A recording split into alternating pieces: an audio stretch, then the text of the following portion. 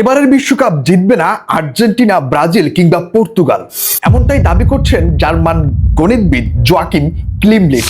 তার মতে এবারের বিশ্বকাপ জিততে চলেছে প্রথমবারের মতো নেদারল্যান্ড। এইরকম একটা বোল্ড স্টেটমেন্ট দিয়েছিল এই জার্মান গণিতবিদ। এখন তোমরা আমাকে প্রশ্ন করতে পারো যে ভাই কে এই ব্যক্তি, তার কথাকে এত গুরুত্ব দেওয়ার কি আছে?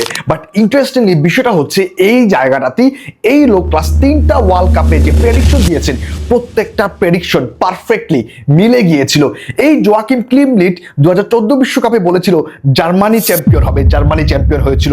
তিনি 2018 বিশ্বকাপে বলেছিলেন ফ্রান্স চ্যাম্পিয়ন হবে, ফ্রান্স চ্যাম্পিয়ন হয়েছিল।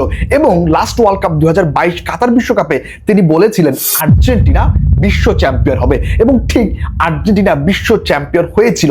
তাছাড়া এবারে বিশ্বকাপ নিয়ে তিনি আরো কিছু বোল্ড স্টেটমেন্ট দিয়েছিল।